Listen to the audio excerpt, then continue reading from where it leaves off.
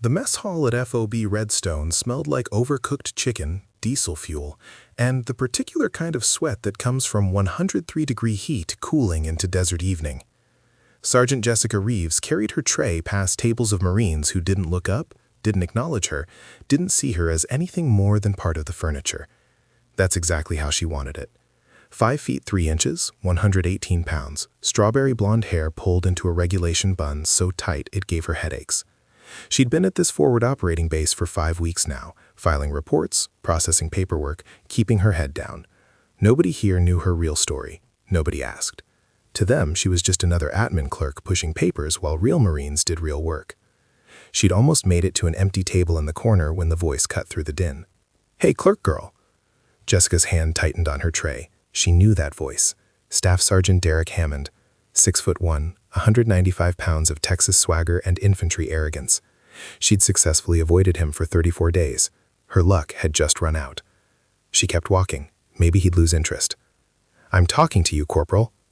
The mess hall didn't go silent. That only happened in movies, but the volume dropped enough that 40-plus Marines could hear every word. Phones came out. This was entertainment. Jessica stopped, didn't turn around. "Staff Sergeant?"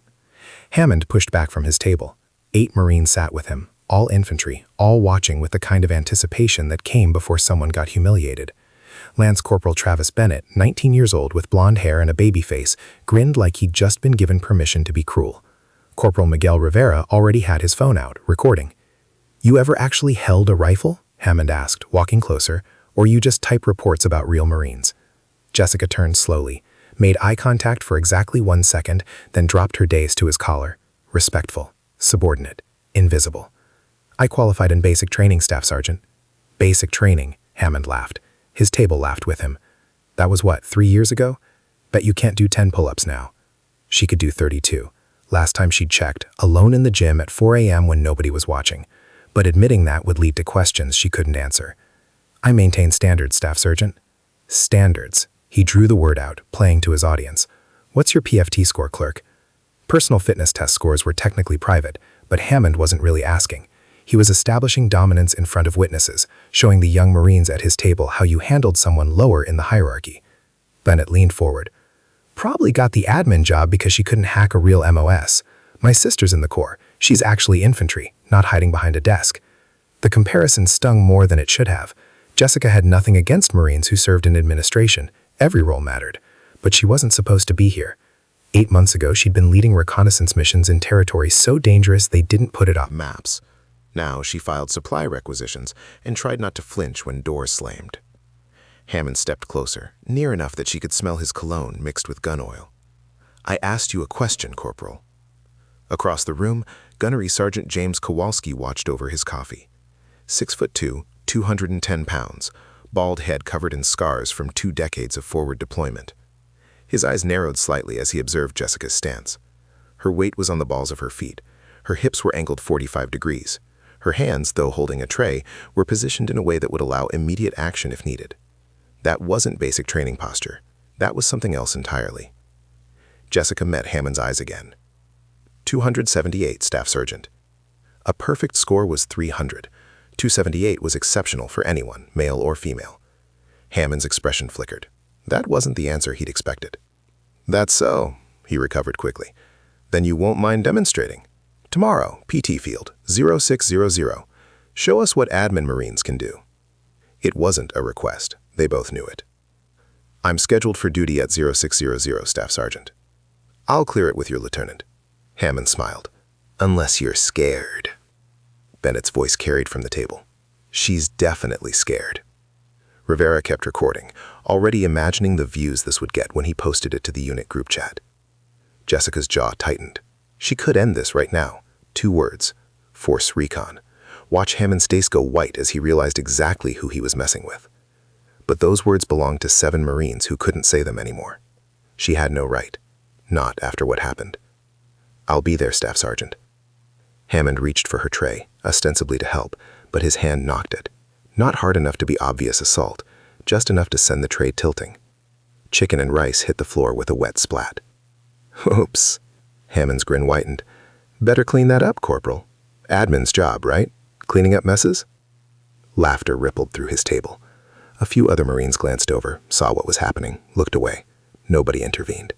This was how things worked. Hierarchy. Pecking order. The strong ate first. Jessica knelt, picked up the tray, started gathering spilled food with her bare hands because she didn't have napkins. The floor was gritty with tracked-in sand, sticky with old spills. Her face burned, but she kept her expression neutral.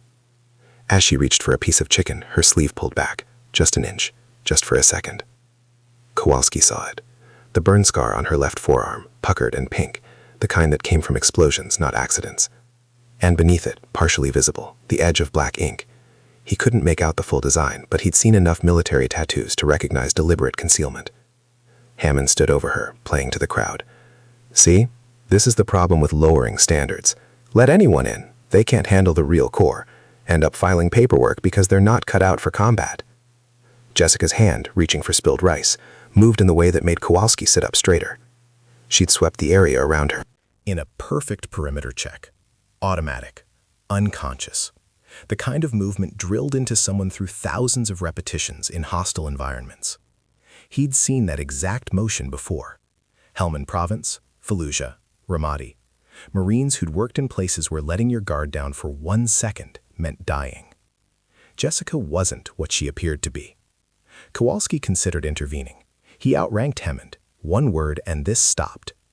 But Jessica's body language said something important. She didn't want attention. She was actively avoiding recognition. That was her choice. He'd respect it. For now. Jessica gathered the last of the spilled food, stood slowly. "Excuse me, Staff Sergeant." She walked to the trash, dumped everything, left the tray on the return rack, walked out of the mess hall without looking back. Her limp was barely visible, just a slight hitch in her right leg that most people missed. Hammond watched her go, satisfied. That's what I thought. His table erupted in approval. Bennett clapped him on the back. Rivera stopped recording, already typing a caption for the video. Only Private First Class Danny Park, 5'7" and 150 pounds of nervous energy, looked uncomfortable. "Staff Sergeant, she was just trying to eat dinner." Hammond's smile vanished. "You got a problem, Park?" Park swallowed hard. "No, Staff Sergeant." "Good. Because if you can't handle some fun, maybe you should join her in admin, file paperwork with the other softies." Park shut up. Self-preservation kicked in. He was 19, on his first deployment, already a target for Hammond's crew. Defending the clerk would just paint a bigger bullseye on his back. Kowalski drained his coffee, stood, walked past Hammond's table on his way out. As he passed, he said quietly, "Back off her." Hammond looked up. "Why, Gunny? She your girlfriend?" Kowalski stopped, turned, locked eyes with Hammond for 3 long seconds. Didn't say anything, didn't need to. 20 years of combat experience spoke louder than words. Then he walked out. Hammond waited until Kowalski was gone before muttering, "Old man needs to mind his business." But his voice had lost some of its confidence.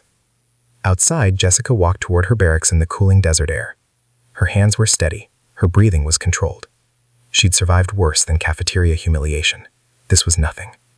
Except it wasn't nothing. It was a crack in the careful facade she'd built. Hammond had just issued a public challenge. Tomorrow morning, 40 Marines would watch her try to prove she belonged. And every second she performed well would lead to more questions, more attention, more risk that someone would dig into who she really was. She couldn't perform too well, but she couldn't afford to fail either. The balance was impossible. In her pocket, her hand touched the challenge coin she carried everywhere, worn smooth from 8 months of constant handling. 7 names engraved on the back. 7 reasons she didn't deserve to use her real rank anymore. Tomorrow would be complicated. Minutes before Hammond's PT challenge, she'd been assigned morning inventory duty, counting rifles and checking serial numbers against the log. Paperwork. Safe. Exactly where she belonged. Lieutenant Cameron Webster had left 20 minutes ago, called to battalion headquarters for some emergency briefing about supply chain issues. That left Jessica alone with the weapons and her thoughts. The door banged open. Hammond's voice filled the space before she even saw him. "Morning, clerk. Ready for your performance?" He walked in, followed by Bennett and Rivera. They were checking out rifles for range qualification later today. Standard procedure. Nothing unusual, except the predatory gleam in Hammond's eyes. Jessica kept her focus on the clipboard. "Staff Sergeant, here for weapon draw?" "Yeah, and to make sure you didn't conveniently call in sick." Hammond leaned against the counter. 42 Marines signed up to watch this morning. You're popular. Bennett grabbed an M4 from the rack, pulled the charging handle to check the chamber. My money says she can't do 5 pull-ups. Rivera? I say 3, then she'll claim injury. Rivera filmed the exchange on his phone, building narrative for later. Jessica set down her clipboard, retrieved 3 rifles from the secure rack, placed them on the counter. Need to verify serial numbers. Hammond pushed his ID card across. Take your time. We got 15 minutes to watch you embarrass yourself. As Bennett reached for his rifle, his elbow caught the edge of the weapon leaning against the counter. The M4 tilted, started falling toward the concrete floor. A 4-foot drop onto a hard surface. Best case scenario, damaged optics. Worst case, broken firing pin or bent barrel. Jessica's hand shot out before conscious thought registered. She caught the rifle mid-air by the carrying handle, her movement so fast it blurred. Her other hand automatically moved to the magwell, controlling the weapon's balance. In one fluid motion, she rotated the M4, visually cleared the chamber, checked the selector switch was on safe, and set it gently on the counter. 2.3 seconds. Pure muscle memory. The armory went silent. Jessica's brain caught up with her body. She'd just revealed training that took months to develop. Reflexes that came from handling weapons in life or death situations where a dropped rifle meant someone died. Hammond stared. That was... How'd you move that fast? Jessica's mind raced for an explanation. Reflex, Staff Sergeant? Everyone learns that in basic. Not like that. Bennett's voice had lost its mocking edge. That was... You didn't even think about it. Rivera had captured the whole thing on video. He played it back in slow motion, watching Jessica's hands move with precision that looked computer-programmed. Dude, that's not normal. Jessica picked up our clipboard, desperate to redirect attention. Serial numbers verified. You're cleared for weapon draw. But Hammond wasn't letting it go. He picked up the M4, examined it like he'd never seen one before. You checked the chamber, cleared it, set it on safe, all while catching it. That's operator-level handling. It's procedure, Staff Sergeant. Procedure takes time. You did it instantaneously. Hammond's eyes narrowed. Something was wrong here. This didn't fit. Where'd you serve before this? Paris Island, Camp Geiger, then here. All true, just missing the 5 years in between. Bennett grabbed his rifle but kept watching Jessica. My instructor at SOI couldn't move that fast, and he was Force Recon. The words hung in the air. Force Recon. Jessica's chest tightened, but she kept her face neutral. Hammond circled the counter, invading her space. You're full of surprises, clerk. Makes me wonder what else you're hiding. Nothing, Staff Sergeant, just trying to do my job. He stepped closer. Jessica held her ground, but her weight shifted subtly into a fighting stance. Hammond was 6'1" and 195 pounds. She was 5'3" and 118. Physics said she'd lose any physical confrontation. Physics didn't account for training. Hammond reached past her for an ammunition can, deliberately brushing her shoulder. Not quite assault, just dominance, establishing that he could enter her space whenever he wanted. Jessica absorbed the contact without moving, didn't step back, didn't flinch. She'd been shoved by men twice Hammond's size in training that made infantry school look like kindergarten. Rivera noticed. She didn't even budge. You're sturdier than you look, Corporal. Hammond grabbed the ammunition can, set it on the counter with unnecessary force. Load these mags, standard 28 rounds. It wasn't her job, but refusing would escalate things. Jessica opened the can, started loading magazines. Her hands moved efficiently, seating each round with the right amount of pressure, feeling for the spring tension that indicated proper feeding. Bennett watched, fascinated despite himself. You load mags a lot? Enough. Jessica finished one magazine in 11 seconds, combat loading speed. Hammond picked up his rifle again, worked the action. Feels off, like there's extra resistance. Jessica glanced at the weapon without meaning to, saw the problem immediately. Gas regulator set to adverse conditions position. Switch it to normal setting. That's why you're getting resistance. The words were out before she could stop them. Hammond froze.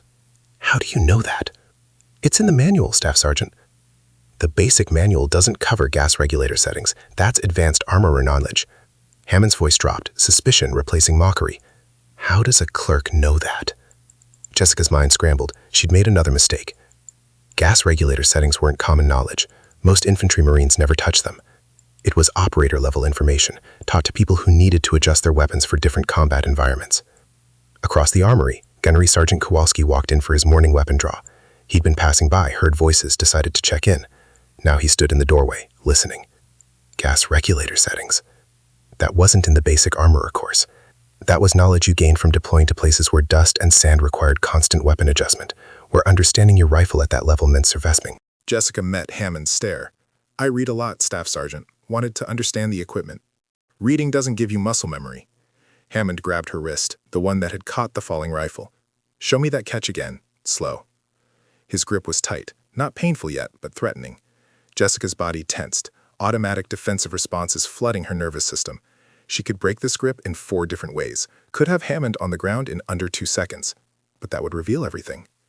Kowalski's voice cut through the tension. Hammond, let her go. Hammond didn't release her wrist. Just trying to understand how our clerk has operator reflexes, Gunny. I said let her go.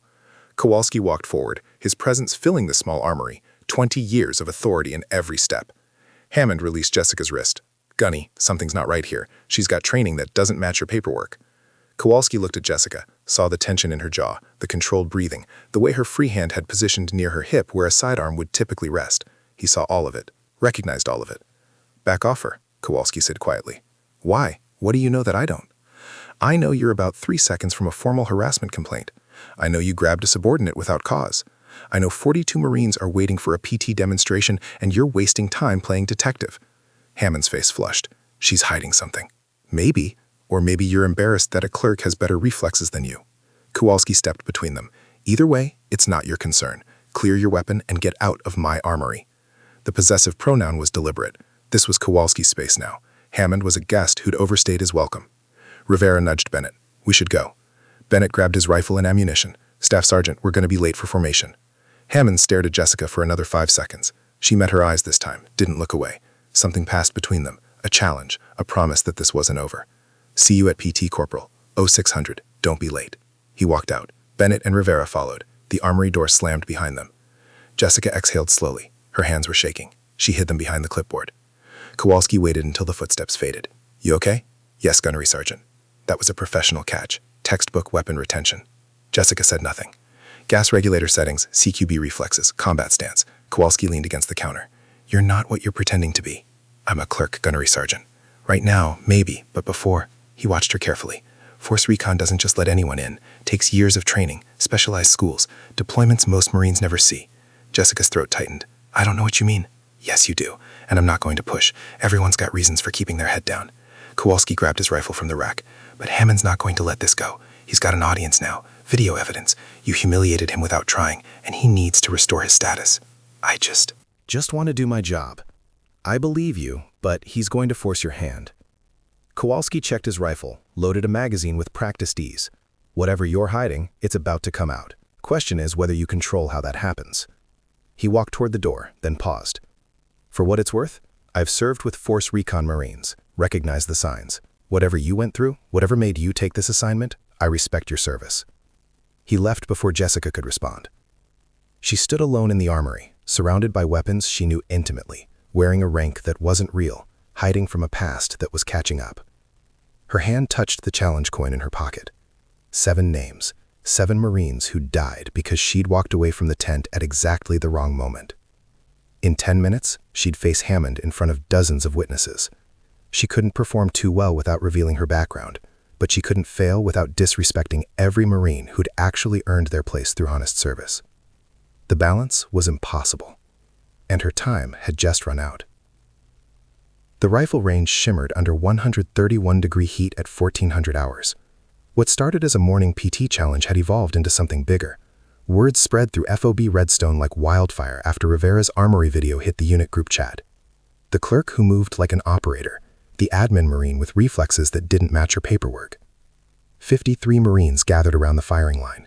Some had legitimate range time scheduled. Most came to watch. Phones were out, recording angles covered. This was entertainment, drama, and potential humiliation all wrapped into one afternoon. Jessica stood at the 200-yard line, arms crossed, watching Hammond hold court. The PT challenge that morning had gone exactly as she'd planned. She'd done 12 pull-ups, respectable, above average for females, but not exceptional, not enough to raise more questions. Hammond had done 18, celebrated like he'd won a medal. His crew cheered. Jessica had walked away quietly, thinking that would be the end of it. Then Hammond decided to escalate. Corporal Reeves here thinks she knows weapons, Hammond announced to the crowd. That armory display this morning, catching rifles, talking about gas regulators, real confident for someone who pushes papers. Bennett stood beside him, rifle in hand. Let's see if she can actually shoot, Staff Sergeant. Sergeant Williams, the range safety officer, looked uncomfortable. 6 foot even, 190 pounds, with the weathered face of someone who'd spent 15 years running rifle quals. Staff Sergeant, this isn't a scheduled qualification for Corporal Reeves. She's here for training purposes. Lieutenant Webster approved it. Hammond's smile was predatory. Got the email right here. He showed his phone. Webster had indeed approved, probably too intimidated to refuse. Jessica had seen it coming. Webster was technically competent, but avoided conflict like it was enemy fire. Williams sighed. Fine. Standard qual. 300 yards, 10 rounds, kneeling position. Hammond stepped to the line first.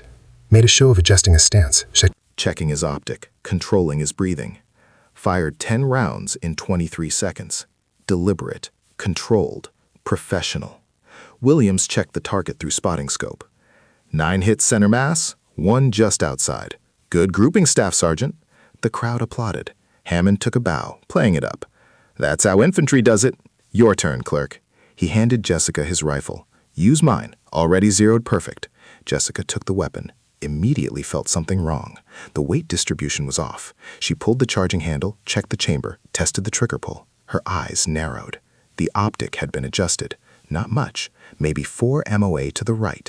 Enough that someone shooting instinctively would miss. Someone who didn't check their weapon first would blame themselves for bad shooting. She could call it out, accuse Hammond of sabotage in front of 53 witnesses, but that would make her look paranoid, petty, like she was making excuses before even shooting. Or she could compensate. Jessica moved to the firing line, dropped into kneeling position with muscle memory so ingrained it looked effortless. Her support elbow found the perfect pocket on her knee. Her shooting hand grip was textbook. Her breathing slowed automatically. Bennett whispered to Rivera, "She looks like she's done this before." "Everyone's done rifle qual," Rivera whispered back, but his voice lacked confidence. Jessica pressed the stock into her shoulder pocket, found her natural point of aim, then adjusted 4 MOA left to compensate for Hammond's sabotage. She'd zeroed weapons in wind, rain, dust storms, and incoming fire. A deliberately miscalibrated optic was child's play. She fired 10 rounds in 11.7 seconds. The shots came so fast, submarines thought she'd gone full auto, but each trigger pull was distinct, controlled, timed perfectly between heartbeats. The rifle barked 10 times, brass ejecting in a perfect arc, Jessica's body absorbing recoil with practice efficiency. She stood, dropped the magazine, locked the bolt back, set the rifle on safe. Clear. Williams stared through the spotting scope. His mouth opened, closed, opened again. "What?" Hammond demanded. "How many hits?" 10, Williams said quietly. 10 center mass. Grouping is 2.1 inches at 300 yards. Silence dropped over the range like a physical weight. Bennett found his voice first. "That's not possible. SEAL standard is 15 seconds. Expert infantry is 20. I know what she just did." Williams kept staring through the scope like he didn't believe his own eyes. "Staff Sergeant, your optic was off. 4 MOA right. She compensated." Hammond's face went white, then red. I didn't. Save it." Williams turned to Jessica. "Where did you learn to shoot like that, Corporal?" Jessica handed the rifle back to Hammond. "Practice, Sergeant." "That's not practice. That's professional level marksmanship." Williams had run range quals for 15 years, seen thousands of Marines shoot. This was different. This was special operations level. "Who trained you?" "Paris Island, Sergeant." "Paris Island doesn't produce shooting like that." Hat. A Marine in the crowd spoke up. Someone Jessica didn't recognize. Staff Sergeant from another unit. "I'm a primary marksmanship instructor. That was advanced tactical shooting. Competition level." Hammond found his footing again. Lucky wind change, or she memorized one distance. His voice was too loud, trying to regain control of the situation. "Moving targets, 400 yards, iron sights only." Williams frowned. "Staff Sergeant, that's not standard qual." "She can handle it, right?" Hammond yanked the optic off his rifle. "Unless the clerk wants to quit while she's ahead." Jessica should quit. Every instinct screamed at her to walk away. But 53 Marines were watching, phones recording. If she backed down now, she'd spend the rest of her assignment being labeled a coward. One lucky shot who couldn't repeat performance.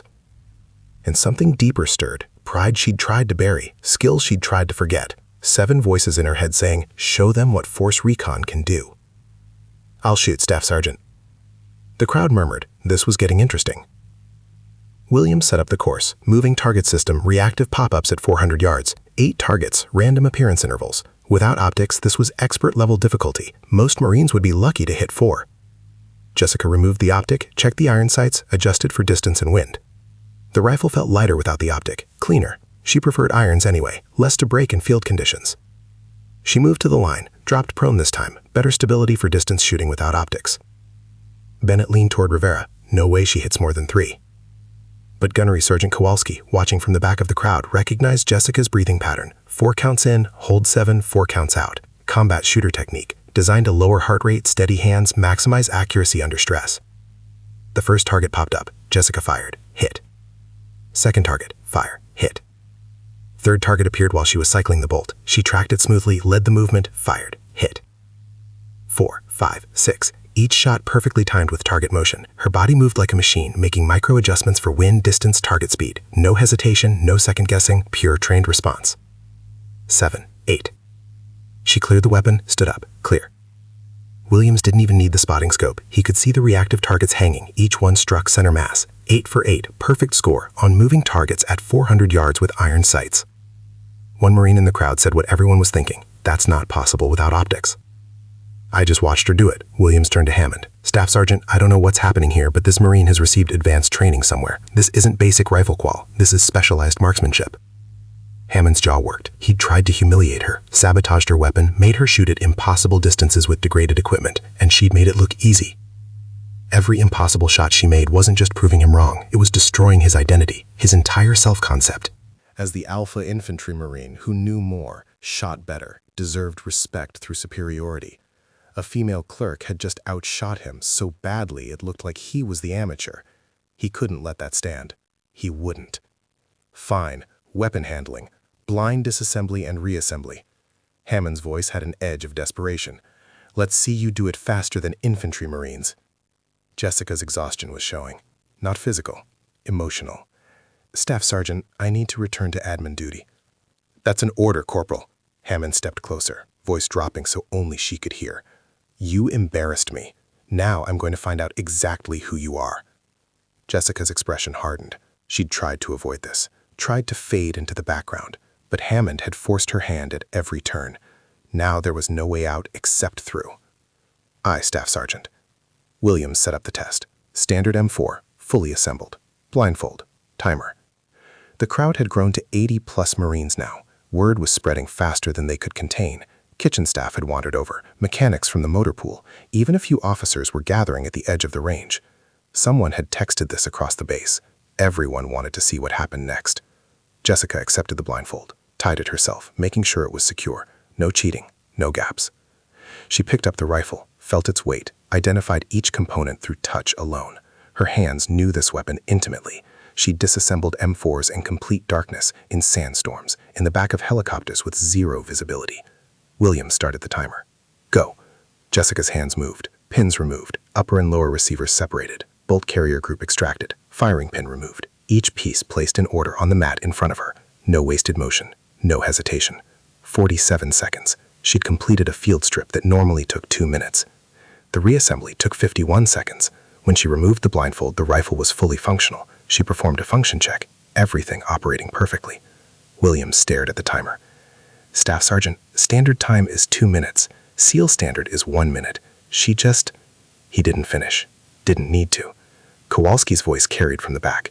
That's not basic training. That's not even advanced infantry. That's specialized close-quarters combat training. Hammond spun to face him. How does a clerk have that training, Gunny? Why don't you ask her? Kowalski met Jessica's eyes across the crowd. An unspoken message passed between them. Your choice, your reveal, your timing. Jessica stood silent, holding the rifle she'd just reassembled blind. 80-plus Marines stared at her, phones recording from every angle. No more hiding, no more running. Hammond's voice shook with barely controlled anger. Who are you? Before Jessica could answer, someone's radio crackled. Command net. All personnel, Colonel Morse conducting immediate inspection at staging area. All hands report in 15 minutes, no exceptions. The crowd stirred. Colonel's inspection with no warning meant something serious. Hammond never broke eye contact with Jessica. This isn't over, clerk. No, Staff Sergeant. Not, Jessica said quietly. I don't think it is. The staging area buzzed with speculation as 200 Marines formed up in the late afternoon heat. Nobody knew why Colonel Morris had called an immediate inspection. Random checks happened, but not with 15 minutes' notice. Something was different. Jessica stood in the back row of the admin section, trying to disappear among the other clerks and technicians. But Hammond kept glancing her direction from 3 rows forward, his expression promising this wasn't finished. The range footage was already circulating. She'd watched it spread through the group chats, Marines forwarding videos with captions like, "Clerk shooting better than instructor," and "Who is this girl?" Her anonymity was dissolving in real time. Private First Class Danny Park stood 2 positions to her left. He leaned over slightly, voice barely audible. "Corporal, that shooting was incredible. Where'd you learn that?" "Practice," Jessica said automatically. "That wasn't practice. That was like watching a machine." Park's 19-year-old face showed genuine admiration rather than Hammond's resentment. "My dad was military. He said only special operations shoot like that." Jessica didn't respond. Across the formation, Gunnery Sergeant Kowalski stood with the senior enlisted, arms crossed, watching her with knowing eyes. Lieutenant Webster appeared, looking nervous as always. 5'11", 180, glasses slightly crooked. He positioned himself at the front of the admin section, clearly uncomfortable with whatever was about to happen. "Attention on deck." Command Sergeant Major Reynolds' voice cut through the murmuring. 6'1", 200, with a chest full of ribbons that told stories of decades in combat zones. Colonel Richard Morse entered the staging area. 6 even, 190, gray crew cut, weathered face that had seen 6 deployments, Bronze Star recipient, former infantry battalion commander, the kind of officer who'd earned respect through competence, not rank. Every Marine snapped to attention. Morse walked slowly between the rows, inspecting uniforms, asking random questions about weapons proficiency and unit standards. He stopped at Hammond's row. "Staff Sergeant Hammond." Morse's voice carried authority earned through years of leading Marines in combat. "How was range qualification today?" Hammond's jaw tightened. "Productive, sir. Good training." "Productive." Morse pulled out his phone, held it up. "Is this you on the range?" Hammond's face went pale. The video. Someone had sent it to the colonel. "Sir, I can explain." "I'm watching a staff sergeant publicly challenge a junior Marine to shooting competitions, watching you hand her a sabotaged rifle, watching her outshoot you anyway." Morse's tone was conversational, but everyone heard the steel underneath. "That productive training, Hammond." "Sir, she was demonstrating unusual skills that didn't match her." "Her what? Her paperwork? Her gender? Her rank?" Morse stepped closer. "You see something that doesn't fit your expectations, so you decide to humiliate her in front of 50 Marines." Hammond said nothing. What'd he say? Morse continued down the line, stopped at Bennett, Rivera, looked at both for a long moment. "You two enjoy filming harassment?" Bennett stared straight ahead. "No, sir." "Then why is there 12 minutes of footage showing exactly that?" Morse didn't wait for an answer, kept walking. He reached the admin section, stopped directly in front of Jessica. "Corporal Reeves." Jessica's heart hammered. "Yes, sir." Morse studied her for 5 long seconds. His eyes, experienced from decades of reading Marines under stress, saw things most people missed.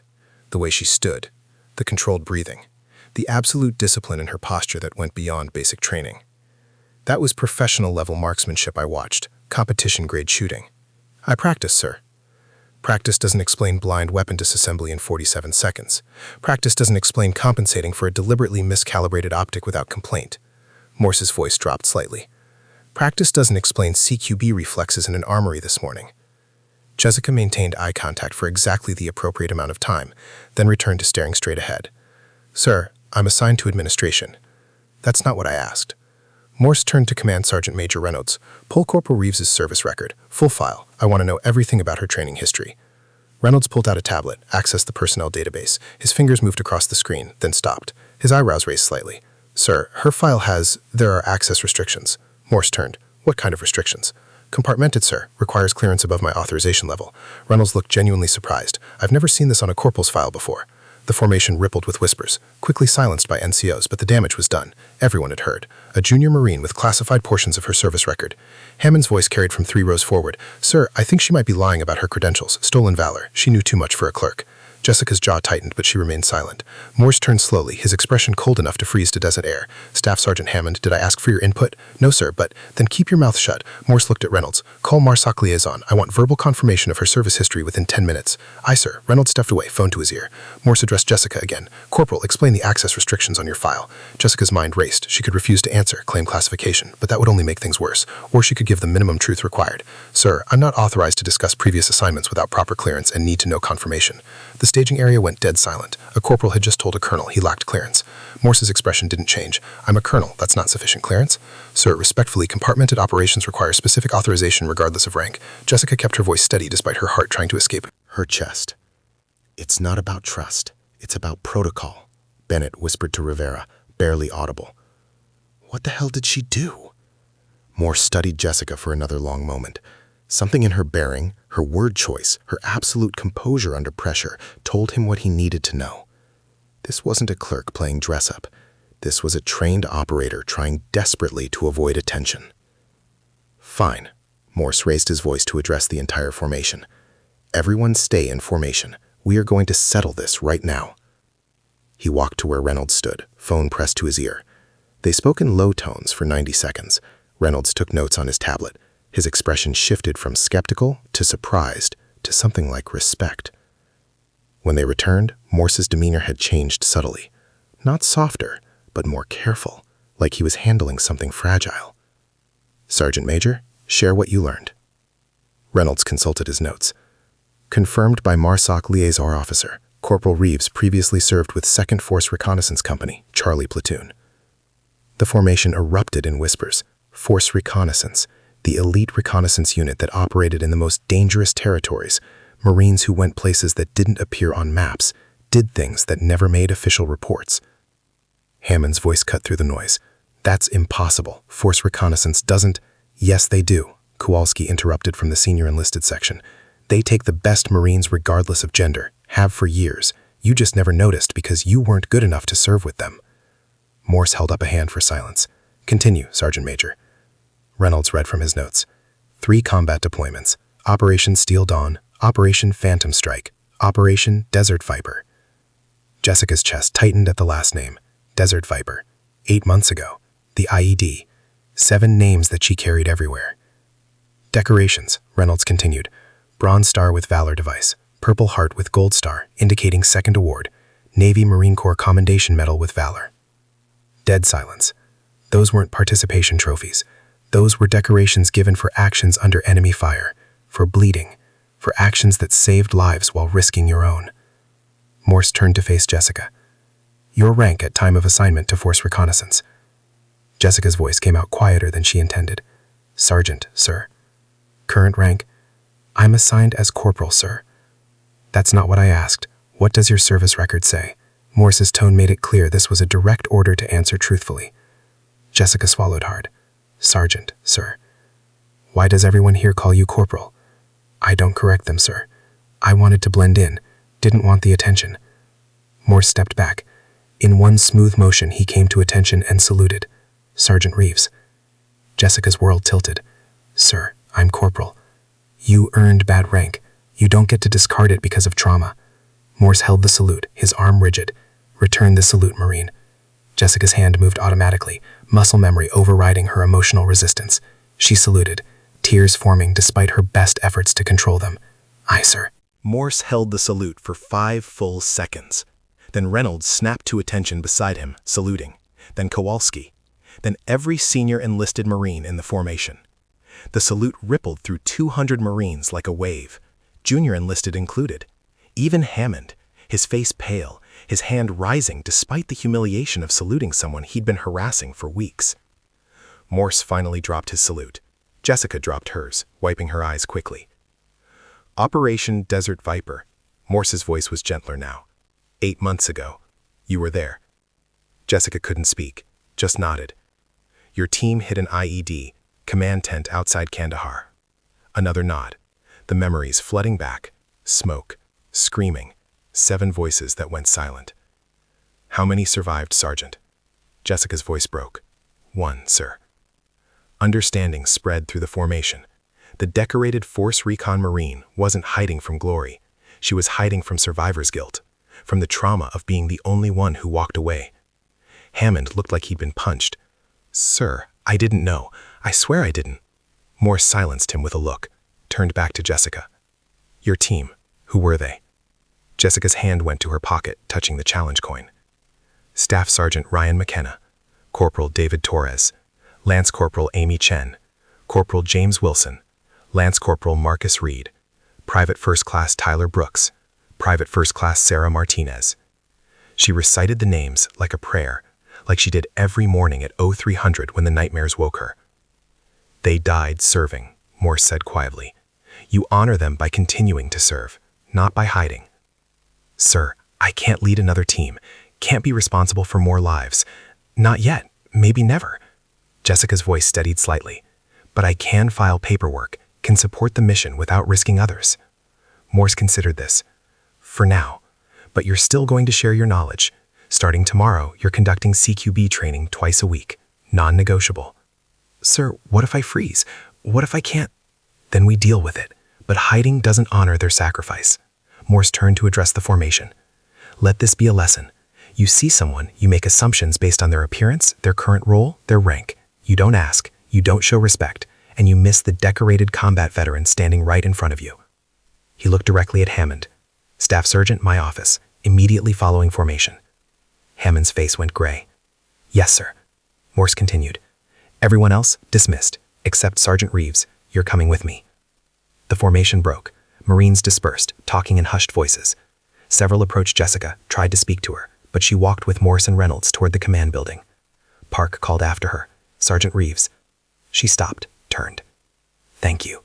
Park's voice cracked slightly. "For showing us, for proving." He didn't finish, didn't need to. Jessica nodded once, then followed Morse. Behind her, Hammond stood alone, watching her walk away. Kowalski approached him. "I tried to warn you." Hammond's voice was hollow. "I know. She survived things you can't imagine, and you made her relive." Live them for your entertainment. Hammond had no response. What could he say? Colonel Morse's office was sparse.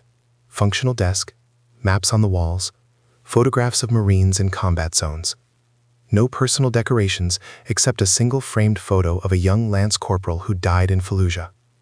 Morse kept it there as a reminder of what leadership failures cost. Jessica stood at attention. Command Sergeant Major Reynolds positioned himself by the door. The air conditioning hummed, fighting against the desert heat seeping through the walls. Morse gestured to a chair. "Sit. This is off the record." Jessica sat, back straight, hands on her knees. Years of discipline made relaxing impossible even when ordered. "Talk to me," Morse said. "No rank, no formality, just one Marine to another." Jessica's hands tightened on her knees. "Sir, I can do the job, I'm just not ready to lead, not yet." "The IED, 8 months ago. Tell me what happened."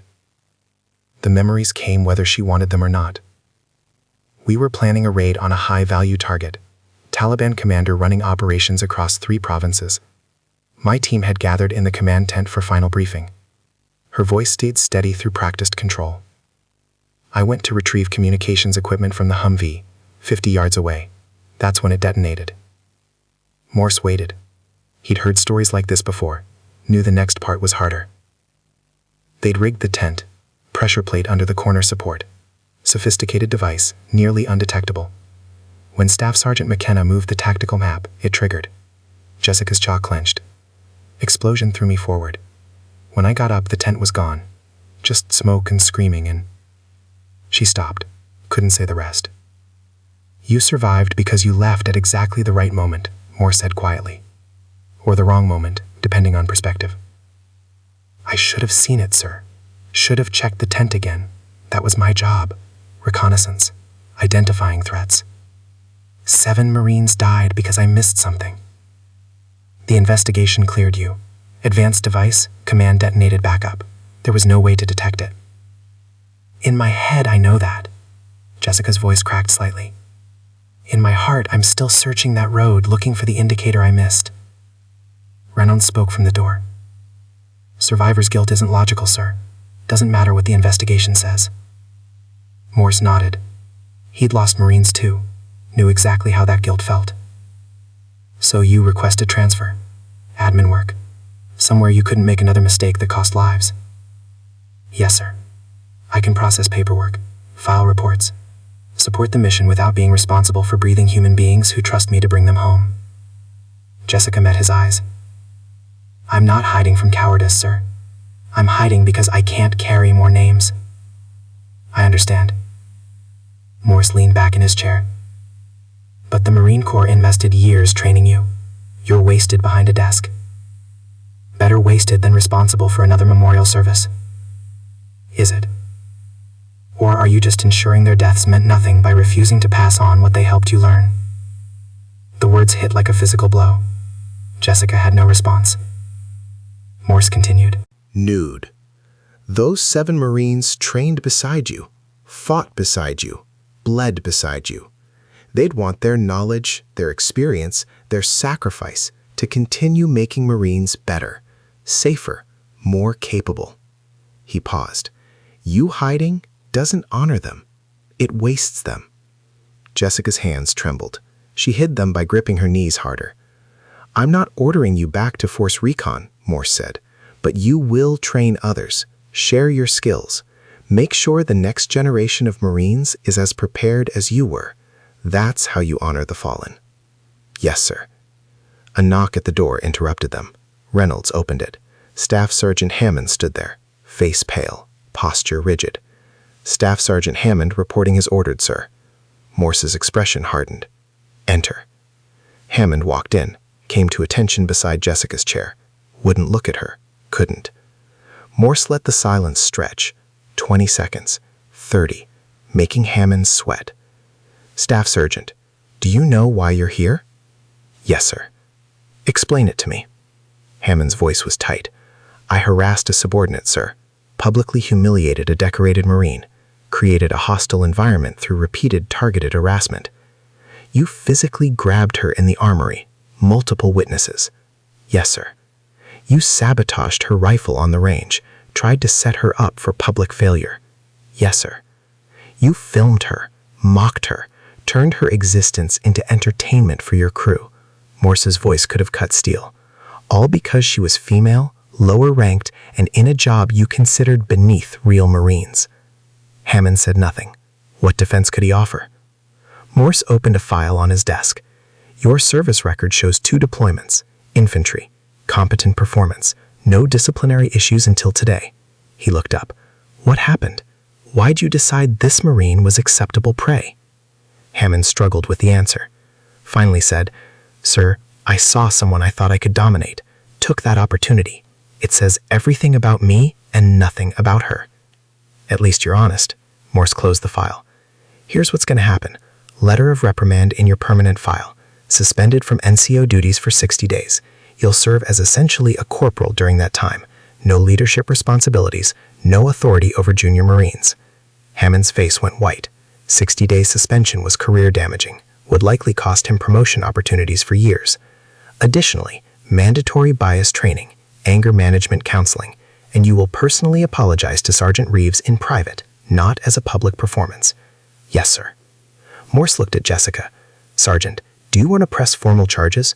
What Staff Sergeant Hammond did constitutes assault under UCMJ Article 128.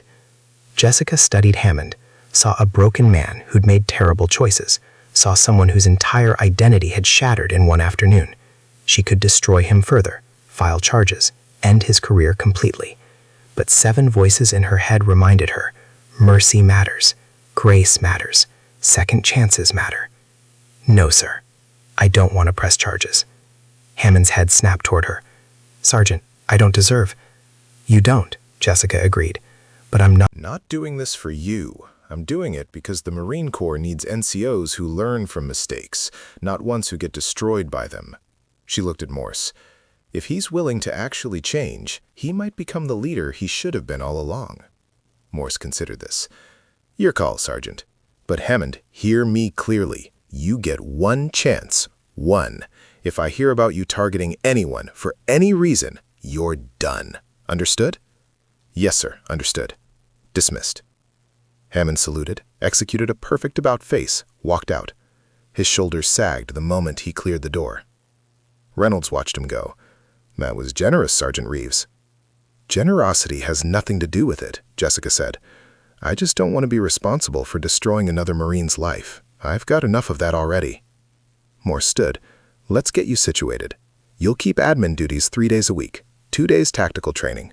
I'll assign you classroom space and pull together a roster of Marines who need advanced weapons handling. Sir, what if they don't want to learn from me? After today, after watching you outshoot their instructors, they'll be fighting for roster spots." Morse walked around his desk.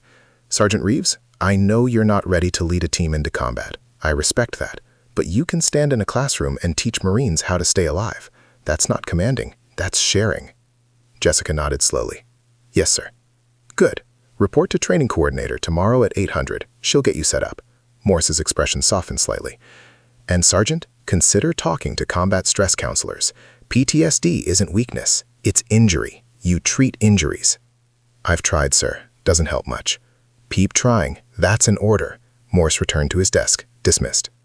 Jessica stood, saluted, walked out. The corridor outside was empty except for Lieutenant Webster, who'd apparently been waiting. He straightened when he saw her. "Sergeant Reeves, I owe you an apology." Jessica stopped. "Sir?" "I saw Hammond harassing you multiple times, and I did nothing." Webster's face flushed with shame. "I told myself it wasn't my place to intervene, that he was an NCO handling NCO business, but the truth is I was scared. Scared of confrontation, scared of Hammond, scared of making things worse." "Lieutenant, let me finish." Webster removed his glasses, cleaned them nervously. "You were my Marine, my responsibility, and I failed you. I'm sorry." Jessica had spent weeks resenting Webster's weakness, his inability to stand up for her.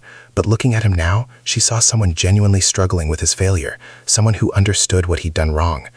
"Sir, you didn't harass me. You just didn't stop it. That's different." "Is it? Because it feels the same from where I'm standing." Webster put his glasses back on. "For what it's worth, I requested transfer, asked to be removed from personnel supervision until I figure out how to actually lead." "That's not necessary, sir." "It is. I'm not ready for this job. Better to admit it now than fail more Marines later." Webster offered a weak smile. "Maybe we can both work on getting better." Jessica nodded slowly. "Maybe, sir." She walked toward the barracks, exhausted in ways that had nothing to do with physical activity. Her secret was out, her past exposed. Every Marine on this FOB now knew exactly who she was and what she'd survived. The anonymity she'd built so carefully for 8 months had evaporated in one afternoon. Park cut up to her outside the barracks. "Sergeant, can I ask you something?" "What?" "When you teach those classes Colonel Morse mentioned, can I attend?" Jessica studied the 19-year-old private, nervous, eager, genuinely wanting to learn rather than mock. "Why?" "Because I want to be better, and you're the best I've ever seen." Park's voice was earnest. "Also, because Hammond targeted me too. Watching you stand up to him, even when you didn't want to, that gave me courage." Jessica remembered watching Park try to defend her in the mess hall, how Hammond had immediately threatened him, how he'd backed down to protect himself. "You tried to defend me," Jessica said. "That took more courage than anything I did today." "Didn't feel courageous, felt like cowardice." "You were 19 and facing down a staff sergeant in front of his crew. Speaking up at all took guts." Jessica managed a small smile. "You'll be on my class roster. Count on it." Park grinned. "Thank you, Sergeant." He hurried off. Jessica entered the barracks, found her bunk. Someone had left items there during her absence. A challenge coin from Kowalski, a handwritten note from Park thanking her, a formal apology letter from Hammond, 3 pages long, single-spaced. She sat on her bunk holding Kowalski's challenge coin, Force Recon insignia on one side, on the other, engraved, "Still one of us." For the first time in 8 months, Jessica allowed herself to cry. Not from pain, not from grief, from the complicated relief of finally being seen, of not having to hide anymore, of maybe, possibly, beginning to heal. The tactical shoot house stood at the edge of FOB Redstone, a modular structure built from reinforced walls and observation platforms. Colonel Morse had assembled 200 Marines in formation outside it. Word had spread that something significant was about to happen. Nobody knew exactly what. Jessica stood beside Morse and Reynolds, wearing her admin uniform but holding tactical gear. Plate carrier, helmet, M4 with optics. The equipment felt simultaneously foreign and natural after 8 months away from it. The crowd murmured. Why was the clerk holding combat gear? Why had the colonel assembled the entire base? Morse raised his voice. Yesterday, many of you watched Sergeant Reeves demonstrate shooting skills that didn't match her current assignment. Some of you recorded it, shared it, treated it like entertainment. His tone carried disapproval. Today, you're going to understand exactly who you were mocking. He turned to Jessica. Sergeant, before we proceed, I need to ask you one direct question. Answer truthfully, on the record. Jessica's stomach tightened. Yes, sir. What was your unit before transferring to this FOB? Jessica had avoided this moment for 8 months, tried to hide, to disappear, to be invisible. But Morse had cornered her. 200 witnesses. No escape. Route. Time to stop running. Sir, 2nd Force Reconnaissance Company, Charlie Platoon. The formation erupted in whispers. Force Recon, the elite. The Marines who operated in places that didn't exist on maps, did things that never appeared in official reports. Hammond stood in the formation, face pale. Yesterday's revelation hadn't fully sunk in. Now it did. He'd been harassing someone from one of the most elite units in the Marine Corps. Bennett leaned toward Rivera. Force Recon, that's like SEALs. They don't just take anyone. I know what Force Recon is, Rivera whispered back. His phone was in his pocket today, no recording. He learned that lesson. Morse continued. Your rank at time of assignment to Force Recon? Sergeant, sir. Why does your current assignment list you as corporal? Jessica's voice steadied. Sir, I wasn't formally demoted. After Operation Desert Viper, I requested administrative duty. The transfer paperwork listed my current role. I never corrected people who called me corporal because I didn't want attention, wanted to blend in. Why? Most Marines would be proud of Force Recon service. Most Marines didn't survive while their entire team died, sir. Silence fell over the formation like a physical weight. 200 Marines held their breath. Morse looked at Reynolds. Sergeant Major, Reader Service Record, the parts MARSOC authorized us to share. Reynolds pulled out his tablet, read from the notes he'd compiled. Sergeant Jessica Reeves, 3 combat deployments with 2nd Force Reconnaissance Company, Operation Steel Dawn, Operation Phantom Strike, Operation Desert Viper. He paused. Every Marine in formation knew those operation names. Steel Dawn had been brutal urban combat in an unnamed city. Phantom Strike had involved direct action raids against high-value targets. Desert Viper had ended in tragedy. Decorations, Reynolds continued. Bronze Star with Valor device for actions under enemy fire during Operation Phantom Strike. Purple Heart with Gold Star, indicating 2nd award, for wounds received during Operation Steel Dawn and Desert Viper. Navy Marine Corps Commendation Medal with Valor for close quarters combat engagement resulting in multiple enemy casualties and extraction of wounded teammates. The formation was silent. Those weren't participation awards. Those were decorations given for bleeding, for fighting, for saving lives while risking your own. Park stood 3 rows back, eyes lied.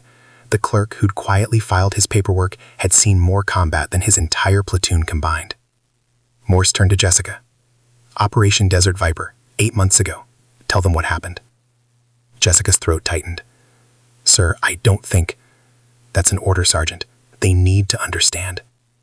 Jessica faced the formation. 200 faces stared back. She'd faced enemy fire with less fear than this moment required. We were planning a raid on a Taliban commander, high-value target running operations across 3 provinces. My team gathered in the command tent for final briefing, 8 Marines total. Her voice stayed level through practice control. I went to retrieve communications equipment from the Humvee. 50 yards away, the tent was rigged. Pressure plate under the corner support. When Staff Sergeant McKenna moved the tactical map, it triggered. She forced herself to continue. The explosion threw me forward. When I got up, the tent was gone. Just smoke and fire and screaming. Her jaw clenched. 7 Marines died instantly. I was outside. I survived because I'd walked away at exactly the wrong moment. Understanding rippled through the formation. She wasn't hiding from glory. She was hiding from survivor's guilt. Their names, Jessica said quietly. Staff Sergeant Ryan McKenna, Corporal David Torres, Lance Corporal Amy Chen, Corporal James Wilson, Lance Corporal Marcus Reed, Private First Class Tyler Brooks, Private First Class Sarah Martinez. She recited them like a prayer, like she did every morning at 0300 when nightmares woke her. I carry them everywhere. Moore stepped forward. Sergeant Reeves requested transfer following the incident. She asked for administrative duty, somewhere she could serve without leading Marines into combat, without being responsible for more lives she might fail to protect. Hammond's face had gone white. The clerk he'd mocked, the Marine he'd grabbed, the woman he'd tried to humiliate, was carrying trauma he couldn't imagine. Kowalski's voice carried from the senior enlisted section. "She's been here 5 weeks. How many of you thanked her for processing your pay, your leave papers, your supply requests?" Silence. How many of you saw her as an actual person instead of just the clerk? More silence. Guilty silence. Morse walked to the shoot house entrance. "This facility has a recorded best time, 1 minute 47 seconds, set 3 months ago by a Marine from a visiting Special Operations unit. It's the fastest anyone has ever cleared this course." He looked at Jessica. "Sergeant Reeves, you willing to run it?" Jessica wanted to refuse. Every instinct screamed at her to avoid more exposure, more attention, more proof of who she used to be. But 200 Marines were watching. 7 voices in her head whispered, "Show them what we taught you." "Yes, sir." She donned the tactical gear. Plate carrier settled onto her shoulders with familiar weight. Helmet fit perfectly, muscle memory adjusting the chin strap. M4 came up to her shoulder like it had never left. The transformation was visible. The quiet clerk disappeared. The Force Recon Marine emerged. Bennett whispered to Rivera, "She looks different, like she's finally wearing the right uniform." Jessica approached the shoot house entrance. The course was 3 rooms, multiple doorways, pop-up targets mixed with civilian images. Shoot the threats, avoid the innocents, clear every corner. Standard close-quarters battle training. Williams, the range safety officer, stood nearby with a stopwatch. "Sergeant, you ready?" Jessica nodded once. Her breathing slowed. 4 counts in, hold 7, 4 counts out. Combat breathing. Designed to lower heart rate, steady hands, maximize performance under stress. Morse gave the signal. Go. Jessica entered the shoot house. Her movement was liquid, smooth, every step deliberate. She pied the first corner, rifle leading. Checking angles before committing. Pop-up target appeared left. She fired twice, center mass, moved forward before the target finished falling. Second room, multiple doorways. She cleared left doorway first, eliminated 2 targets, transitioned to right doorway without breaking stride. Another target appeared behind her. She spun, fired, continued forward. No wasted motion, no hesitation. The Marines watching through observation windows couldn't believe what they were seeing. This wasn't shooting. This was artistry, pure trained efficiency. Third room, the fatal funnel. Doorway designed to create bottleneck, maximize danger. Jessica didn't slow. She flowed through like water, her body angle minimizing exposure, her rifle tracking threats faster than conscious thought. 4 targets appeared simultaneously. She engaged each in sequence, controlled pairs to center mass, transitioned between targets with movements so smooth they looked choreographed. Final target, civilian image with threat behind. Split-second decision. Jessica adjusted aim 3 inches right, fired past the civilian image, hit the threat target behind. She cleared the final corner, announced clear, dropped her magazine. Williams stared at his stopwatch, 1 minute 19 seconds. The observation area erupted, 1 minute 19. She'd beaten the record by 28 seconds. Against a time set by Special Operations Marines, she'd demolished it. Jessica emerged from the shoot house, removed her helmet. Her hands were steady, her breathing was controlled. This was what she'd been trained to do, what 7 Marines had helped her become. Morse addressed the formation. "That's force reconnaissance. That's what elite looks like. That's the Marines some of you were mocking yesterday." He walked to Jessica, came to attention, saluted. "Outstanding performance, Sergeant." Jessica returned the salute, but her eyes were distant. Running the shoot house had brought everything back. The missions, the firefights, the moments of perfect clarity when training took over and the world narrowed to target and trigger. And the explosion. Always the explosion. Reynolds stepped forward, saluted as well. Then Kowalski. Then every senior enlisted Marine in formation. The salute rippled through 200 Marines again, this time with understanding, with respect, with the recognition that they were in the presence of someone who'd earned their place through blood and sacrifice. Hammond stood in formation, hand raised in salute, tears running down his face. Yesterday he'd grabbed this Marine, mocked her, tried to humiliate her. Today he understood what she'd survived, what she carried, what he'd almost destroyed. Morse dropped his salute, turned to address the formation. "Let this be your lesson. Everyone you meet is fighting a battle you know nothing about. The clerk processing your paperwork might be a decorated combat veteran. The quiet Marine in the corner might have seen things that would break you." His voice hardened. "You don't get to judge. You don't get to mock. You offer respect until given a reason not to." He looked directly at Hammond. "Some of you learned that lesson the hard way. I hope." "It sticks." Jessica stood holding her helmet, surrounded by tactical gear that felt both right and wrong. This was who she'd been, but she wasn't sure she could be that person anymore. Morse dismissed the formation. Marines dispersed, talking in hushed voices. Several approached Jessica, tried to speak to her, but she walked away quickly. The exposure was too much, the memories too fresh. Park caught up to her. "Sergeant, that was the most incredible thing I've ever seen." "It's just training, Park." "No, that was like watching someone who'd done it 1,000 times in situations where mistakes meant dying." Park's voice was earnest. "You saved your teammates through that training. That's what those decorations mean, right?" Jessica stopped walking. "I didn't save them. They died. All of them. Not the ones on those other operations, not the wounded teammates you extracted." Park looked at her directly. "You saved people, Sergeant, more than you lost. You just remember the losses louder." The words hit harder than Jessica expected. She'd spent 8 months focused on 7 names, had forgotten the dozens of Marines she'd brought home alive.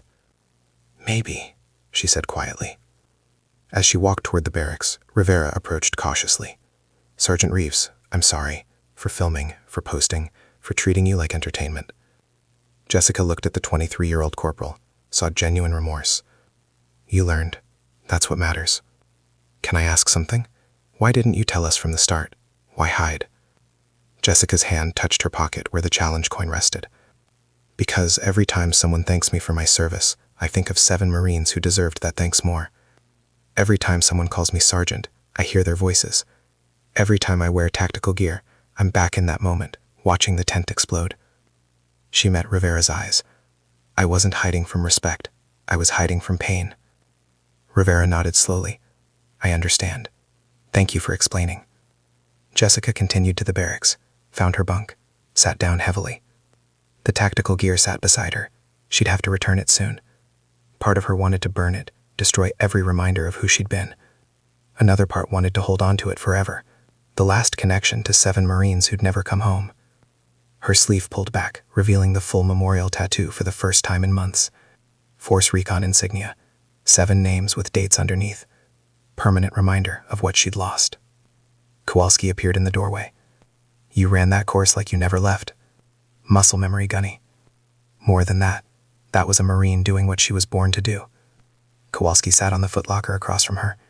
"Question is, can you do it again without falling apart?" Jessica didn't have an answer. Colonel Morse's office felt smaller with 4 people inside. Jessica stood at attention. Hammond stood beside her, staring at the floor. Reynolds guarded the door. The air conditioning couldn't quite mask the tension. "Staff Sergeant Hammond," Morse began, voice cold and measured. "You harassed a decorated Marine for weeks, physically grabbed her, sabotaged her equipment, created a hostile environment documented, confirmed by multiple witnesses and video evidence." Hammond's voice was hollow. "Yes, sir. Under UCMJ Article 93, you committed cruelty and maltreatment of a subordinate. Article 128, assault. Article 134, conduct prejudicial to good order and discipline." Morse let each charge sink in. "Any one of these could end your career." "I understand, sir." "Do you?" Morse stood, walked around his desk. "Explain to me why you targeted Sergeant Reeves specifically. What made her acceptable prey?" Hammond struggled with the answer. His throat worked. Finally, "Sir, she was quiet, kept her head down, seemed like someone who wouldn't fight back. I saw weakness and exploited it." He paused. "Also, she was female and a job I considered beneath real Marines, made her an easy target for someone trying to look dominant in front of his crew." "At least you're honest about being a bully." Hammond flinched but didn't argue. Morse continued. "Here's your punishment. Letter of reprimand, permanent file. Suspended from NCO duties for 60 days. You'll function as a corporal during that period. No leadership responsibilities whatsoever." Hammond's face went white. 60-day suspension was career-ending, would block promotions for years, possibly forever. Additionally, mandatory bias training, anger management counseling, weekly sessions with the chaplain about respect and character. Morse's eyes were steel. "And you will write a formal apology to Sergeant Reeves, not a quick note, a genuine reckoning with what you did and why it was wrong." "Yes, sir." Morse turned to Jessica.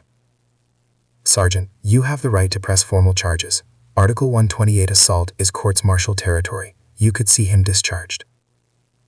Jessica studied Hammond. Saw a broken man whose entire identity had shattered. Someone who'd built his self-worth on dominating others and just learned that foundation was hollow. She could destroy him completely. Part of her wanted to. But 7 voices whispered in her head. The Marines she'd lost weren't vengeful people. They believed in second chances and rehabilitation, in the idea that people could grow. No, sir. I don't want to press charges. Hammond's head snapped up. Sergeant, you don't have to. I know what I have to do. Jessica interrupted. And destroying your career doesn't undo what happened, doesn't make me feel better, doesn't honor the Marines I lost. She looked at Morse. If he's willing to genuinely change, he might become the NCO he should have been. The Marine Corps needs leaders who learn from failures, not ones who get thrown away for them. Morse considered this. Your choice, Sergeant. But Hammond, understand clearly. This is your only chance. One more incident, one more complaint, one hint that you're targeting anyone for any reason, and you're done. No second chances, no appeals. Understood? Yes, sir. Completely. Get out of my sight. Hammond saluted, executed an about-face, walked out. His shoulders sagged the moment he cleared the doorway. Reynolds watched him go. That was more mercy than he deserved, Sergeant. Mercy isn't about deserving, Jessica said quietly. It's about deciding what kind of person you want to be. Morse nodded. Nodded slowly. Dismissed, Sergeant. Report to training coordinator tomorrow at 800 to set up your classes. Jessica saluted, left the office. The corridor was empty except for Bennett and Rivera waiting outside. They straightened when they saw her. Bennett spoke first. Sergeant Reeves, can we talk to you? Jessica stopped. These were Hammond's crew, the ones who'd laughed, filmed, participated in her humiliation. She had no interest in hearing excuses. Make it quick. Bennett looked at Rivera, who nodded encouragement. Sergeant, we're sorry. For everything. The filming, the laughing, treating you like you were less than us. His 19-year-old face showed genuine shame. We followed Hammond because he seemed confident, strong, like he knew what real Marines should be. And now? Jessica asked. Now we know he was insecure, covering his inadequacy by tearing down someone who'd accomplished more than he ever would. Rivera's voice was steady. We should have seen it, should have stopped it. Instead, we enabled it.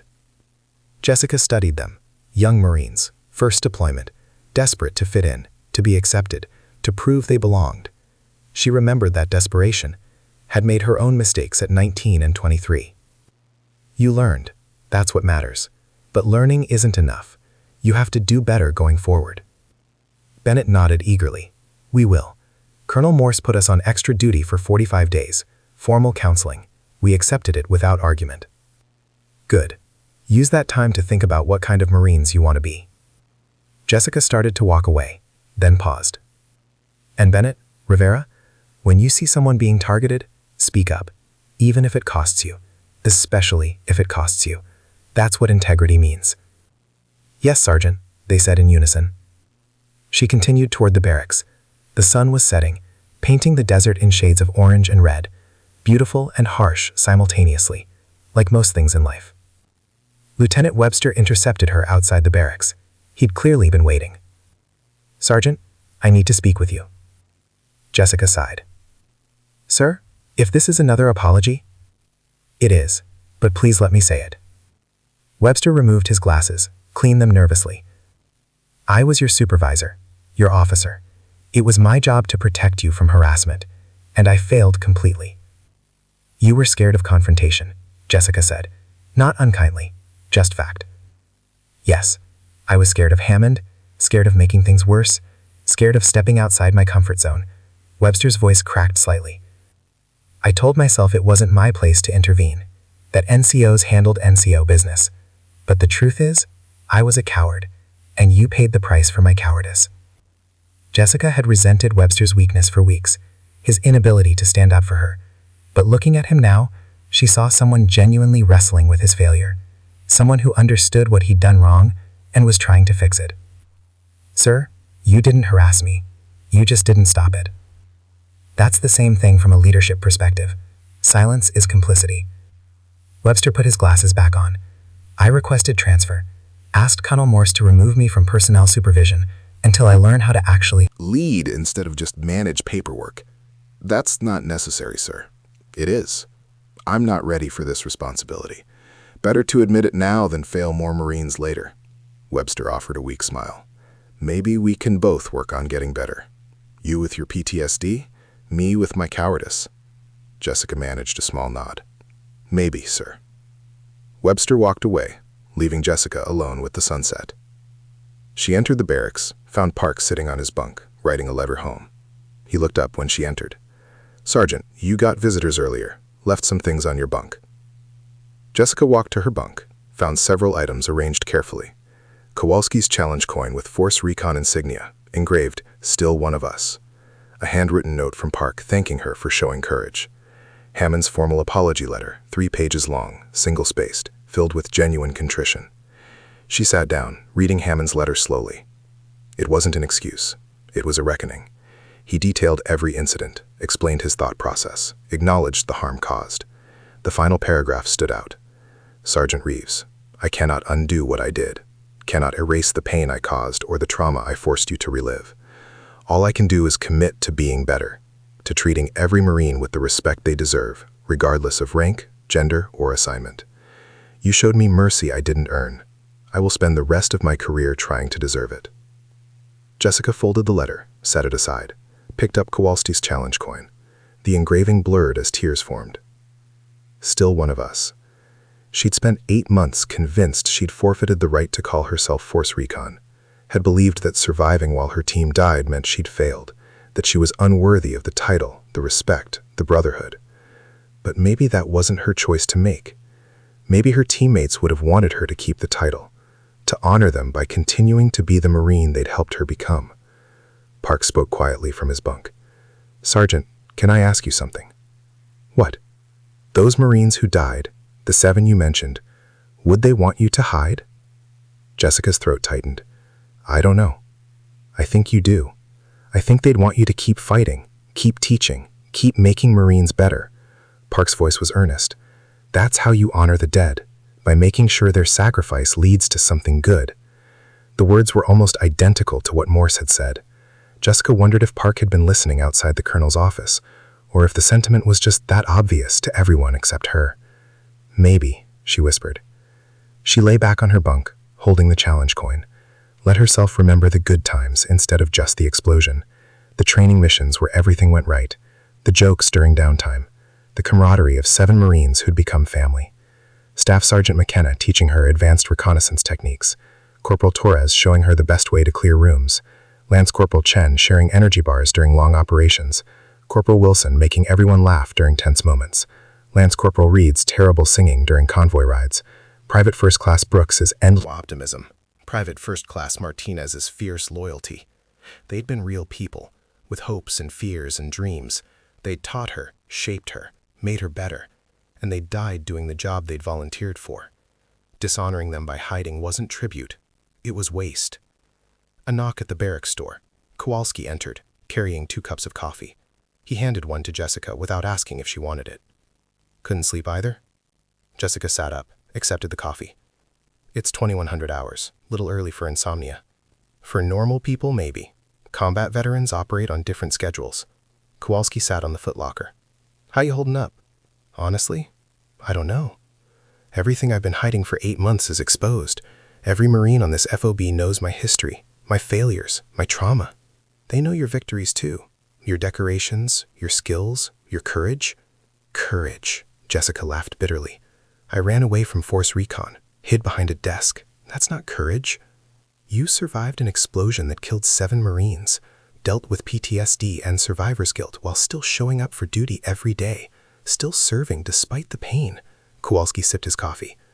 That's a different kind of courage, harder in some ways. Jessica said nothing. Tomorrow you start teaching classes, young Marines who need your knowledge. Kowalski's voice was gentle. That's going to be hard, triggering. You're going to have moments where you can't breathe, where the memories overwhelm you. I know, but you're going to do it anyway, because that's what Force Recon Marines do. They accomplish the mission even when it hurts. Kowalski stood. Get some sleep, Sergeant. Tomorrow starts your new normal. He left. Jessica sat alone with her coffee and her memories and the challenge coin that said she still belonged. Outside, the desert night was cold and clear. Stars filled the sky, the same stars that had shone over Kandahar 8 months ago, the same stars her team had seen in their final moments.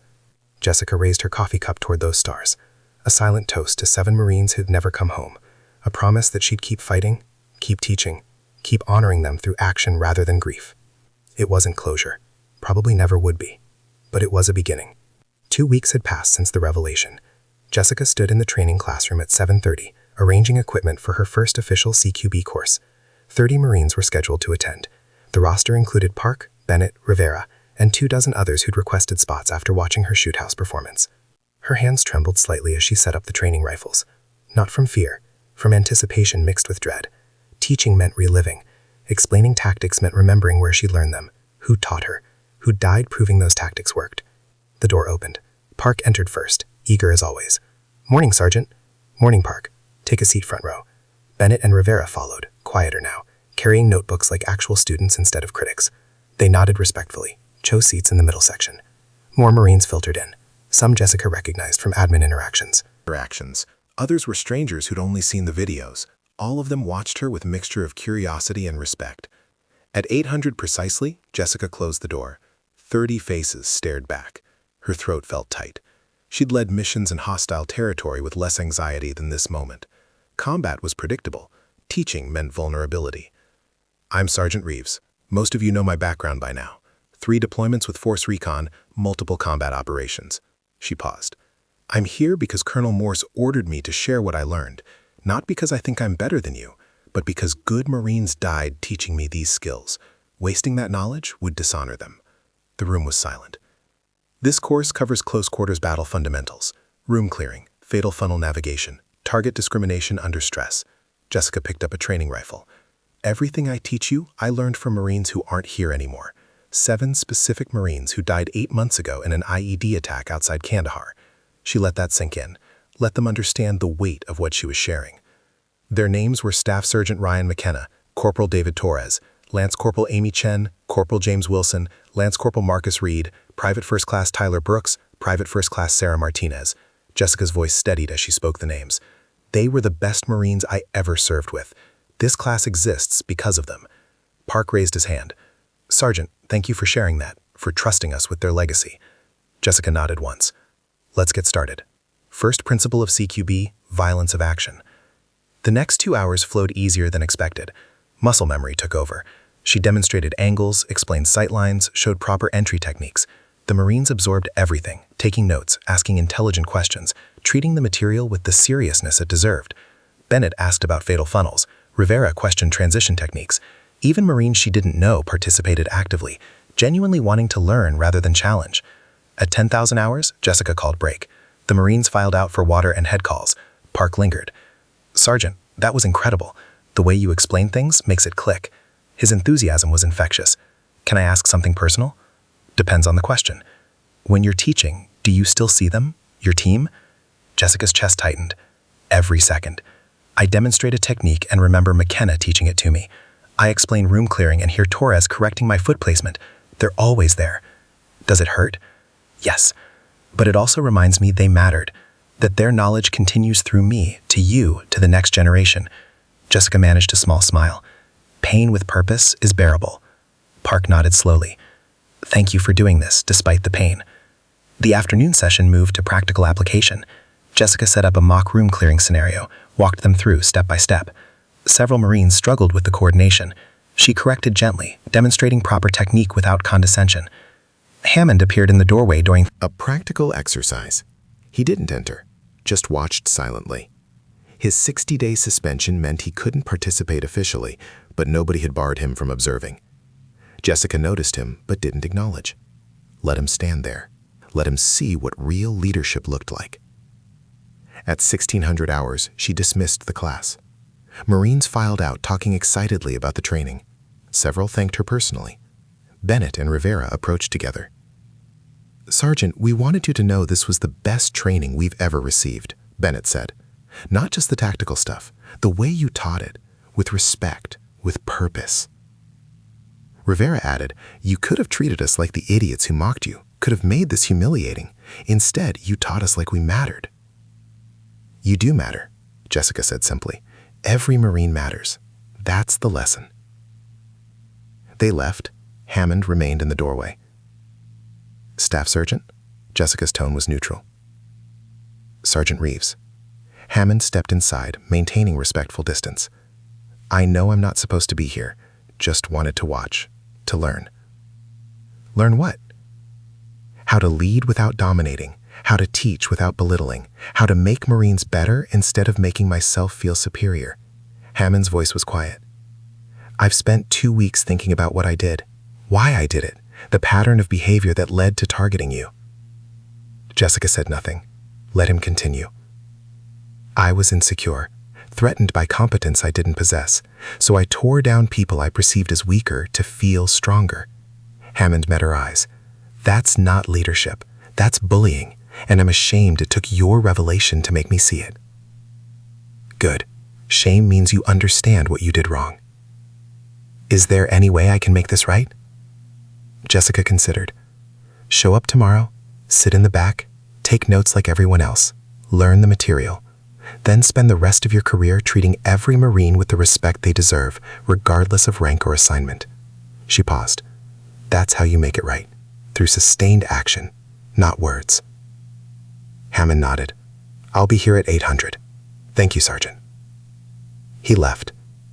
Jessica packed up the training equipment, exhausted in ways that had nothing to do with physical activity. Teaching was harder than combat, required vulnerability she'd spend 8 months avoiding. But it also felt right, like she was finally serving with purpose again. The mess hall that evening was different. Marines nodded respectfully as Jessica passed. Some made space at their tables, inviting her to sit. Park waved enthusiastically from across the room. She chose a table in the corner, alone but not isolated, visible but not central, a balance between her old invisibility and unwanted spotlight. Kowalski joined her uninvited. How was the first class? Harder than I expected, easier than I feared. That's usually how it goes. Kowalski opened his meal. You know the whole FOB is talking about you, female Force Recon Marine who can outshoot instructors and teach better than career trainers. You're kind of famous now. Jessica winced. I didn't want famous, wanted invisible. Too late for that. Question is what you do with the attention. Kowalski ate thoughtfully. You can resent it and retreat, or you can use it to make actual change, inspire other female Marines, show junior enlisted that competence matters more than demographics. I'm not an inspiration. I'm a survivor who got lucky. You're both, and denying one doesn't change the other. Kowalski stood. Colonel Morse wants to see you tomorrow at 700 before your class. Jessica's stomach tightened. What for? Didn't say, but he looked pleased. Probably not bad news. Kowalski walked away. Jessica finished her meal in contemplative silence. 2 weeks ago, she'd been invisible. Now she was teaching classes, inspiring Marines, being summoned by colonels. The change was disorienting. That night, 03:17 hours, Jessica woke from the nightmare. Same dream, explosion, screaming, 7 names she couldn't save. But this time, something was different. After the explosion, instead of just grief, she heard voices. McKenna saying, "Teach them what I taught you." Torres saying, "Don't waste what we built together." Chen saying, "Make us proud, Reeves." The others echoing similar sentiments. Not haunting, supporting. She sat up, breathing controlled, heart rate settling. Park stirred in the adjacent bunk. "You okay, Sergeant?" "Yeah, Park, just the usual." "Want to talk about it?" "Not really, but thanks for asking." Silence. Then Park said quietly, "My dad had PTSD. Afghanistan, 2012. He used to wake up screaming. Took years of therapy before he could sleep through the night. He get better? Better? Not cured. Still has bad nights. But he learned to manage it. Found purpose in coaching youth football, teaching kids discipline and teamwork." Park's voice was thoughtful. He said helping others made the pain worthwhile. gave him reason to keep fighting. Jessica lay back down. Your dad sounds like a good Marine. He was. Still is. Just wears civilian clothes now. Park paused. You remind me of him. Carrying weight nobody sees but showing up anyway. That's real courage. Jessica didn't respond. Couldn't. The words hit too close. Morning came. She reported to Colonel Morse's office at 700 precisely. He was waiting with Command Sergeant Major Reynolds. Sergeant Reeves, sit. Jessica sat, back straight, hands on knees. Military bearing automatic, even in private settings. Morse slid a folder across the desk. Word came from Division. They want you for instructor duty at Quantico, advanced marksmanship and CQB for officer candidates and senior enlisted. Jessica's throat went dry. Sir, I'm not ready for that. Not yet, Morse agreed, but you will be. I recommended 6 months here first. Build your teaching portfolio, work through your PTSD with the base counselors, then reassess. Sir, I don't want to leave FOB Redstone. I'm finally finding balance here. I know, which is why I'm giving you 6 months instead of ordering you to Quantico immediately. Morse leaned back. But Sergeant, you're wasted processing paperwork. Your skills, your experience, your ability to teach, those need to reach more Marines than just this FOB. Jessica wanted to argue, wanted to refuse, but military orders weren't suggestions. Yes, sir. Good. Continue your classes here. I'm expanding your schedule. 4 days teaching, 1 day admin. That's your new normal. Jessica left the office, mind spinning. 6 months, then Quantico, then who knew what. Her carefully constructed quiet life was disintegrating. But maybe that was okay. Maybe hiding had never been the answer. She walked to the rifle range, arriving before anyone else. Needed to think, to process, to remember why she was doing this.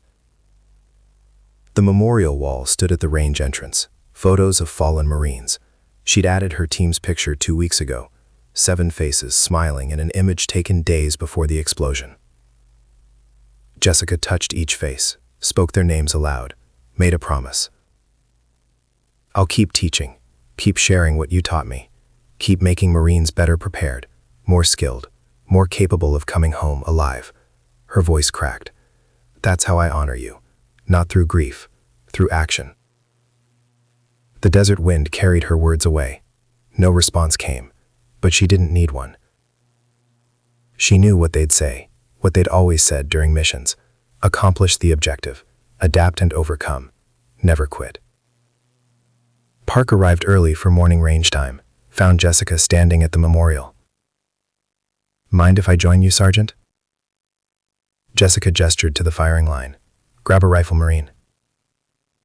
They shot side by side in comfortable silence. The sun rose over FOB Redstone, painting the desert gold and red. New day beginning, new mission starting. Jessica's memorial tattoo was visible as she shot. 7 names, 7 fallen heroes, 1 survivor carrying their legacy forward. She wasn't healed, probably never would be completely, but she was fighting, teaching, serving with purpose. And maybe that was enough. The target downrange received 10 perfect shots, grouped tight enough to cover with a fist. Professional level accuracy, maintained through emotional turmoil, because that's what Force Recon Marines did. They performed regardless of pain. Park whistled low. Still incredible, Sergeant. Just practice, Park. No, that's skill, dedication, and honoring the people who taught you. Park loaded another magazine. That's what I want to become, not just a good shot, a Marine who makes others better. Jessica smiled genuinely for the first time in weeks. Then let's get to work. They spent the morning shooting, Jessica correcting Park's form, sharing techniques, explaining the theory behind each adjustment, teaching, mentoring, continuing the legacy 7 Marines had started. Behind them, the memorial wall held 7 faces, 7 names, 7 reasons to keep fighting. Jessica looked back once, saw their smiling faces, and felt something she hadn't felt in 8 months. Peace. Not complete, not permanent, but real. The clerk who'd been dismissed, mocked, and underestimated was gone. In her place stood Sergeant Jessica Reeves, Force Recon Marine, combat veteran, teacher, survivor. Still carrying her fallen teammates, but finally moving forward instead of just surviving. The desert wind blew warm across the range. Jessica breathed deep, centered herself, and prepared for whatever came next. She was ready. Not perfect, not healed, but ready. And that was enough.